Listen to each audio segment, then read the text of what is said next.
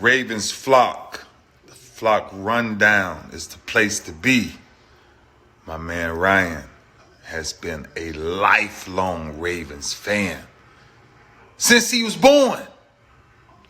So I'm telling you now, it's about to go down.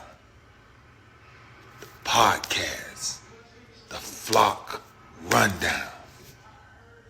Ravens, baby. Nothing gets better than waking up and wondering how high we can fly.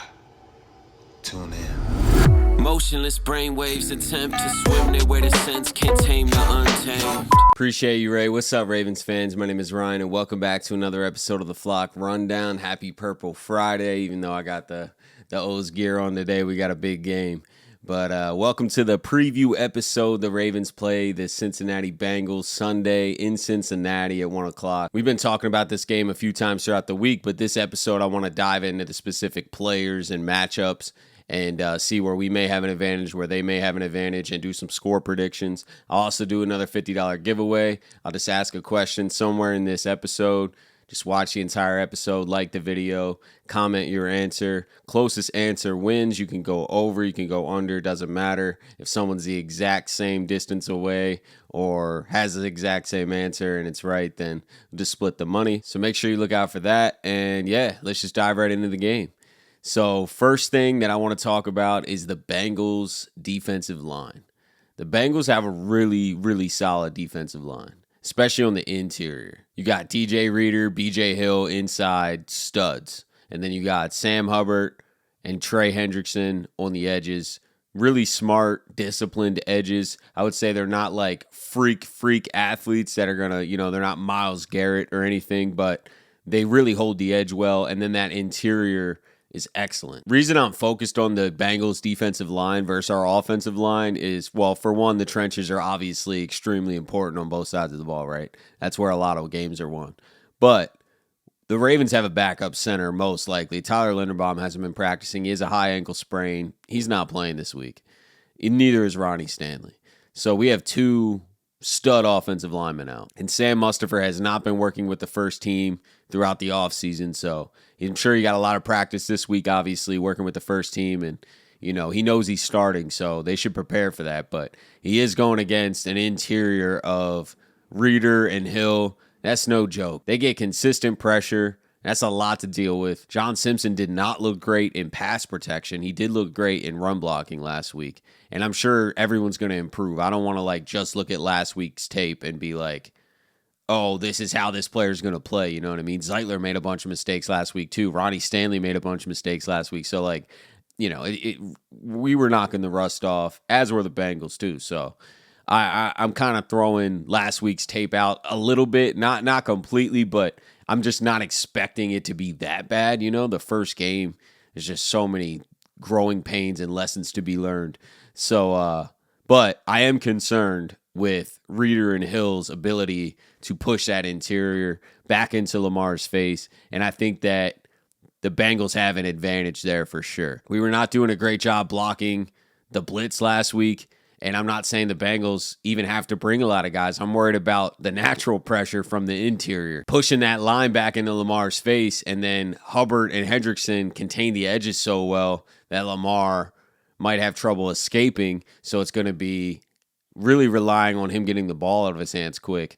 And then if he has to take a sack, I'd rather him take a sack than try and force a throw like he did last week. But I think the Bengals have an opportunity there to get some pressure on Lamar and disrupt our pass game a little bit. Now, I'm not saying they're going to shut our pass game down or anything like that. I'm just going through matchups throughout the entire game. And I think I see an edge there for the Bengals against our offensive line, against our beaten up offensive line, because I love their defensive line. They're really solid, and those dudes are strong. Those dudes are going to push us back, and we got to be prepared for that. You know what I mean? If it takes keeping Gus Edwards in there to help block in the pass game as well, and then Ricard on the edge with a check down. It just sucks when you have too many blockers. You lose the flexibility. Hopefully Mark Andrews is back, and then that opens a whole avenue of options across the middle. I know Likely and Kohler can do that as well, but Lamar wasn't really looking at them last week. They were not involved at all. Now that could change, but I think having Andrews back would be huge. That's a trusted option for Lamar, and the middle of the field then becomes a huge threat for us, which naturally will open the outside. We just need to make sure that we give Lamar a little bit of time. First half of the Houston Texans game, Lamar didn't have any time. We did make adjustments, but now we've lost a couple guys, and I'm more worried about the interior rush of the Bengals than I was with the Texans. But if Lamar can get some time, where I think the Ravens have an edge in this game is our pass game, our pass weapons versus the Bengals secondary. The Bengals lost Jesse Bates and Von Bell to free agency. So that's both of their starting safeties, great safeties, by the way, and leaders of that defense in the past. So the Bengals safeties are Dax Hill, and Nick Scott. And then their corners, they got Awuzie, Cam Taylor-Britt, DJ Turner, DJ Ivy. I think that Bengals secondary is vulnerable. I mean, they're going against Odell Beckham Jr., Rashad Bateman, Zay Flowers, hopefully Mark Andrews, and Lamar Jackson delivering the ball. And I think that we can exploit their secondary if we can get some time. We just need to protect Lamar a little bit. And I think this pass game can really open up. But we can take advantage of this secondary. Turn on the Browns-Bengals film from last week. Watson missed a ton of throws. There was a lot of guys wide open. This Bengals secondary is not great. And I think that they're going to take some time to really gel because losing both of those veteran safeties is huge. And I noticed it last week. Obviously, it's week one. There's growing pains for everybody. I understand that. We'll talk about the Bengals offense in a little bit, and I don't expect to see the same thing as I saw last week. But regardless, I love that matchup. I love the matchup of our receivers and our pass game against their secondary. While they may be able to get some interior pressure, if we can slow that down or give Lamar some time, the majority of the time, I think we'll have some success in the pass game. And if we're already having success in the run game, that's going to really open up the pass game with play action. And I really think we'll be able to move the ball at will, to be honest with you. We'll kind of self-inflicted errors, if anything. But I really think we'll have success moving the ball. I think our offense can have a big day against this Bengals defense. I think we'll see a lot more Rashad Bateman than we did last week, so I expect him to get involved more than he was. He didn't play a ton of snaps, so that's the reason he wasn't super involved, you know what I mean? So I expect a lift in production from Rashad Bateman, which may naturally mean a little less production from Zay Flowers, but they're still going to move Zay all over the field. There's no way you're stopping Zay from producing. He's just too quick. We're moving him all around the field and creating this space, and then all we got to do is just give him the ball, and his run after the catch ability, his ability to make people miss is all time. So Zay Flowers is still going to get his, but I just expect Rashad Bateman to get a little bit more involved, OBJ to probably get a little bit more involved, and I just think this pass game as a whole has a really good opportunity to shine this week. Like I said, only concern is that interior rush. Our line making sure that Lamar has a little bit of time to go through his reads and deliver the ball to the open guy. And if Andrews is back, I think that opens everything up. And that leads us to the question of the day. How many pass yards will Lamar Jackson have? How many total pass yards will Lamar Jackson have against that Bengals secondary that we were just talking about? Just comment your answer below, like the video. Closest answer wins. You can go over, you could be under, so don't worry about that. Closest answer wins. How many pass yards will Lamar Jackson have? But speaking of pass games, let's flip to the Bengals pass offense versus our secondary. And I think that they have just as big of an edge as we do against them. And I know the Bengals pass offense and Joe Burrow looked absolutely awful last week. Joe Burrow's not going to look that bad. It's his home opener. It was pouring rain. It was the first game of the year. I'm not saying that the Bengals are going to be clicking on all cylinders either. At least the last few seasons, they've started every season pretty slow. And I wouldn't be surprised if they struggle a little bit here and there. They're going through rust and growing pains as well. But there's some more familiarity there, I think. So I think they do have an edge. Joe Burrow has the same receiving core. Jamar Chase, T. Higgins, Tyler Boyd. And I think that those receivers against our corners, and our corners are pretty beat up. They played a solid game last week, but we're going against Nico Collins and Robert Woods, and just Jamar Chase and T. Higgins are another level. I think we'll see a lot more Rocky Ya-Sin at corner, at outside corner. Obviously, we have Ronald Darby and Brandon Stevens, who are our starting outside corners last week. I liked what I saw from those guys. I just think we're going to have a little bit of a different opinion when we go against receivers of this caliber. And we know this offense. Their offense has not reinvented the wheel. They're doing a lot of the same things. They have a very simplified offense. Now, these corners that we have, besides Brandon Stevens, isn't used to this, but we've been preparing. I trust Mike McDonald to have a good game plan. I just think that the Bengals are going to be able to win some matchups down the field. Jamar Chase and T. Higgins are going to make some plays against our corners because we do not have Marlon Humphreys not practicing. I highly doubt he plays this week. And then Marcus Williams, obviously, we lost last week, so huge losses to our secondary.